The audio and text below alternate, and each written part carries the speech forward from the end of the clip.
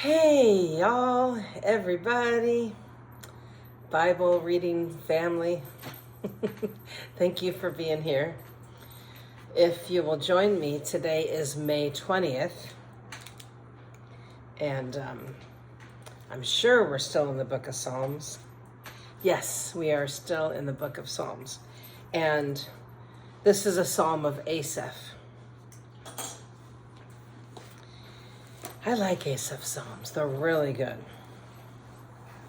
Very good. Okay, Psalm 83. O God, do not be silent. Do not be deaf. Do not be quiet, O God. Don't you hear the uproar of your enemies? Don't you see that your arrogant enemies are rising up? They devise crafty schemes against your people. They conspire against your precious ones. Come, they say, let us wipe out Israel as a nation. We will destroy the very memory of its existence. Yes, this was their unanimous decision. They signed a treaty as allies against you, those Edomites and Ishmaelites, Moabites and Hagrites, Jebusites, Ammonites and Amalekites, and people from Philistia and Tyre. Assyria has joined them too, and this is allied with the descendants of Lot. Do to them as you did to the Midianites, as you did to Sisera and Jabin at the Kishon River. They were destroyed at Endor, and their decaying corpses fertilized the soil. Let their mighty nobles die as Oreb and Zeb did. Let all their princes die like Zebah and Zalmunna. For they said, let us seize for our own use these pasture lands of God. O my God, scatter them like tumbleweed, like chaff before the wind, as a fire burns a forest, and as a flame sets mountains ablaze. Chase them with your fierce storm, terrify them with your tempest. Utterly disgrace them until they submit to your name, O Lord. Let them be ashamed and terrified forever. Let them die in disgrace. Then they will learn that you alone are called the Lord, that you alone are the Most High, supreme over all the earth. Solomon takes the throne. 1 Chronicles 29, 23 through 25. Since we're reading from the chronological Bible, I guess we're out of the Psalms for now. And I guess we're going to read what's in chronological order. Okay, so Solomon takes the throne. So Solomon took the throne of the Lord in place of his father David, and he succeeded in everything, and all of Israel obeyed him. All the officials, the warriors, and the sons of King David pledged their loyalty to King Solomon. And the Lord exalted Solomon in the sight of all of Israel, and he gave Solomon greater royal splendor than any king in Israel before him. 2 Chronicles 1:1. Solomon, son of David, took firm control of his kingdom, for the Lord his God was with him and made him very powerful. 1 Kings 2:13, 4 through 6. Solomon establishes his rule. One day, Adonai, whose mother was Haggith, came to see Bathsheba, Solomon's mother. Have you come with peaceful intention? She asked him. Yes, he said, I come in peace. In fact, I have a favor to ask of you. Well, what is it? She asked. He replied, as you know, the kingdom was rightfully mine. All Israel wanted me to be the next king. But the tables were turned and the kingdom went to my brother instead, for that is the way the Lord wanted it. So now I have just one favor to ask of you. Please don't turn me down. What is it? She asked. He replied, speak to King Solomon on my behalf, for I know that he will do anything that you request. This is blackmail. Ask him to let me marry Ashbag, the girl from Shumnan. All right, Bathsheba replied, I will speak to the king for you. So Bathsheba went to King Solomon to speak on Adonai's behalf. The king rose from his throne to meet her, and he bowed down before her. When he sat down on his throne again, the king ordered that a throne be brought in for his mother, and she sat at his right hand. Aww. I like that. The mom gets treated like royalty. I have one small request to make of you, she said. I hope that you won't turn me down. What is it, my mother? He asked. You know I won't refuse you. Then let your brother Adonijah marry Ashag, the girl from Shunem, he replied. How could you possibly ask me to give Ashbag to Adonijah? King Solomon demanded. You might as well ask me to give him the kingdom. You know that he is my older brother, and that he has Abiathar the priest and Joab son of Zeruiah on his side. Then King Solomon made a vow before the Lord. May God strike me and even kill me if Adonijah has not sealed his fate with this request. The Lord has confirmed me and placed me on the throne of my father David.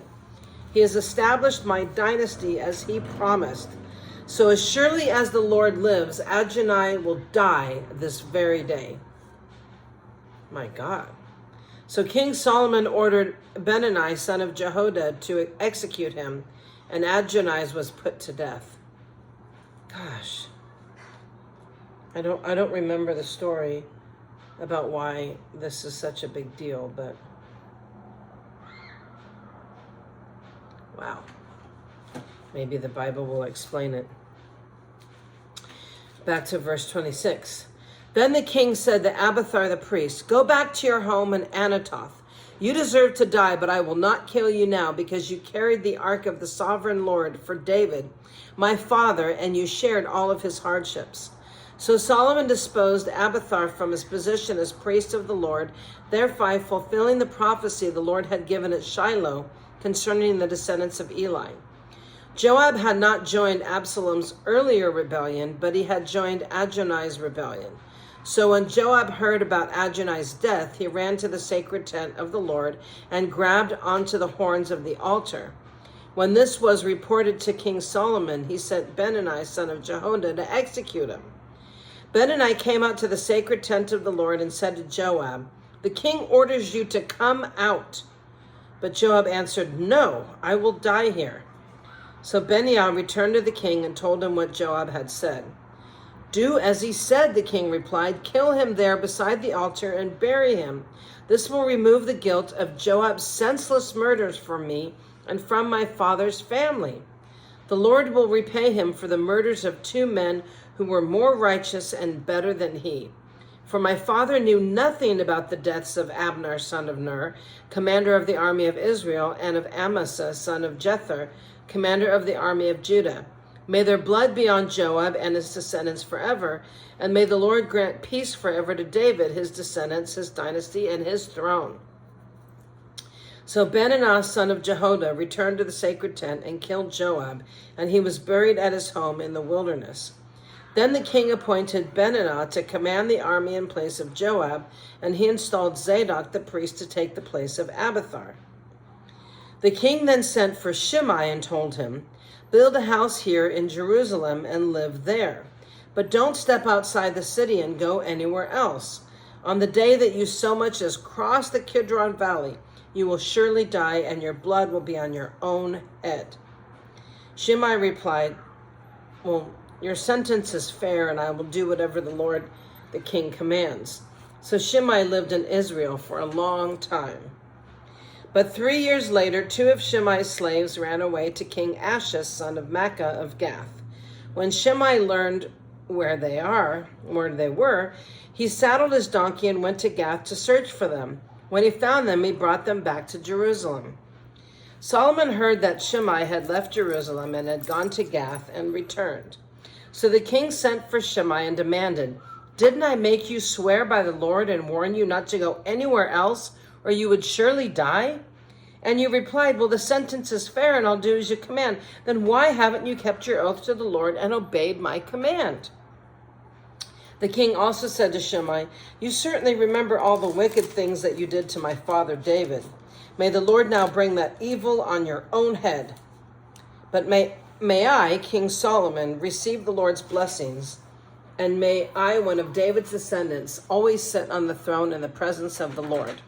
Then at the king's command, Benani, son of Jehoiada, took Shimei outside and killed him.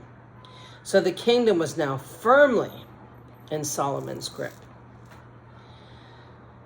1 Kings 3, 1 through 4. Solomon asks for wisdom. Solomon made an alliance with Pharaoh, the king of Egypt, and married one of his daughters.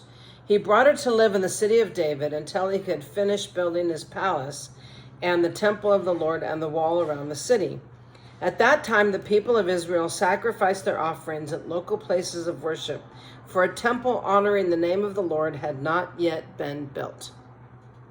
Solomon loved the Lord and followed all the decrees of his father David, except that Solomon too offered sacrifices and burned incense at the local places of worship. The most important of these places of worship was at Gibeon, so the king went there and sacrificed 1,000 burnt offerings. Trying to get out of the sun here. The sun, I think, is going to eventually blind. Okay. 2 Chronicles 1, 2 through 6. Solomon called together all the leaders of Israel, the generals and the captains of the army, the judges and all the political and clan leaders. Then he led the entire assembly to the palace of worship at Gibeon, for God's tabernacle was located there. This was the tabernacle that Moses, the Lord's servant, had made in the wilderness. David had already moved the ark of God from Kiriath-Jearim to the tent he had prepared for it in Jerusalem. But the bronze altar made by Bezalel, son of Uri and grandson of Hur, was there at Gibeon, in front of the tabernacle of the Lord. So Solomon and the people gathered in front of it to consult the Lord. There in front of the tabernacle, Solomon went up to the bronze altar in the Lord's presence and sacrificed 1,000 burnt offerings on it. 1 Kings 3 through 5, 5 through 15. That night the Lord appeared to Solomon in a dream, and God said, "What do you want? Ask, and I will give it to you." Solomon replied, "You showed great and faithful love to your servant my father David, because he was honest and true and faithful to you. And you have continued to show this great and faithful love to him today by giving him a son to sit on his throne. Now, O Lord my God, you have made me king instead of my father David. But I am like a little child who doesn't know his way around. And here I am in the midst of your own chosen people, a nation so great and numerous they cannot be counted. Give me an understanding heart so that I can govern your people well, and know the difference between right and wrong. For who by himself is able to govern this great people of yours?" See, Solomon asked for wisdom. And that's something that we should all do from the Lord, ask for wisdom. Wisdom is very important. The Lord was pleased that Solomon had asked for wisdom. Exactly. Just like I was thinking. So God replied, "Because you have asked for wisdom in governing my people with justice and have not asked for a long life or wealth or the death of your enemies, I will give you what you asked for. I will give you a wise and understanding heart such as no one else had ever or will have. And I will also give you what you did not ask for, riches and fame." Ooh. Because he asked for wisdom and not anything else, the Lord not only gave him wisdom, but riches and fame. Wow. That sounds awesome. Wouldn't you love that? Wow. No other king in the world will be compared to you for the rest of your life. And if you follow me and obey my decrees and my commands as your father David did, I will give you a long life. Then Solomon woke up and realized that it had been a dream. Oh man, it was a dream. He returned to Jerusalem and stood before the ark of the Lord's covenant, where he sacrificed burnt offerings and peace offerings. Then he invited all his officials to a great banquet. That was just a dream.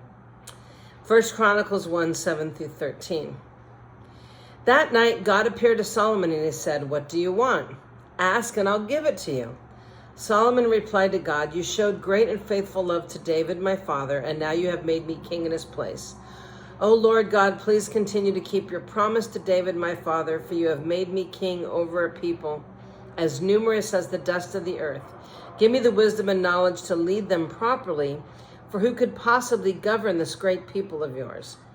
And God said to Solomon, "Because your greatest desire is to help your people, and you did not ask for wealth, riches, fame, or even death of your enemies, or you did not ask for wealth, riches, and fame, the death of your enemies, or a long life, but rather you asked for wisdom and knowledge to properly govern my people, I will certainly give you the wisdom and knowledge you requested. But I will also give you wealth, riches, and fame, such as no other king has had before you, or will ever have in the future."